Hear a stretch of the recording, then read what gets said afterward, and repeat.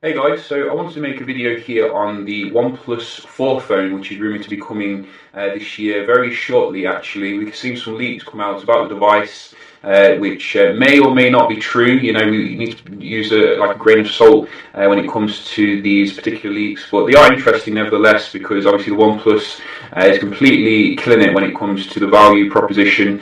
Many people are supporters of, the flagship kind of specs for an affordable price. So one of the main leaks that we're seeing here is that the phone is going to be coming with 8 gigs of RAM.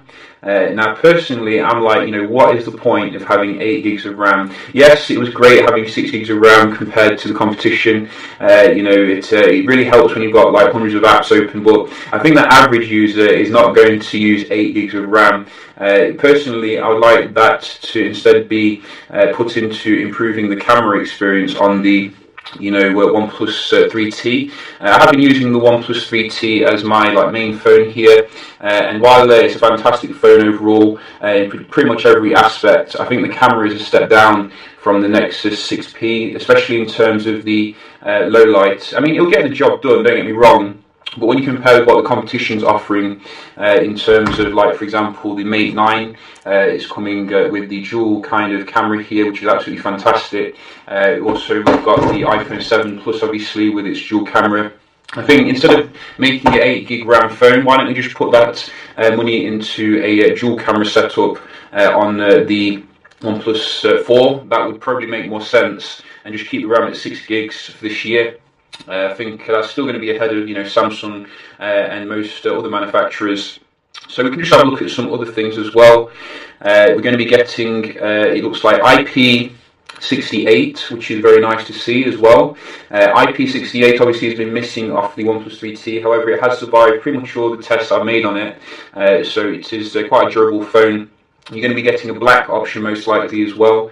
We do have a black option for 3T, but it's a limited edition, but I think this one's going to be much more available generally. In terms of the specs as well, I think they're going to be bumping it up to a Quad HD 2K like display, which I'm not really 100% sure, if that's really what the point is there, because it's only 5.5 inches. Yes, if it was a 6-inch kind of display, then there's more reason to do that, but I mean, the display on the 3T just looks fantastic to me. No real difference from the competition, which has more kind of higher resolution display. And I think generally what they should do is focus on improving the brightness, making it as good as it can be at full HD.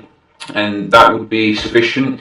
The other main thing that I would like to see is a much bigger battery. I think while the 3T is quite good in terms of battery, I think if Huawei can pack a 4000 mAh battery into this, then most manufacturers should be doing that. At the end of the day, the Mate 9, is a killer when it comes to the battery capacity. I don't know what it says here in regards to the battery, but it's saying 3000 or 4000, hopefully not 3000.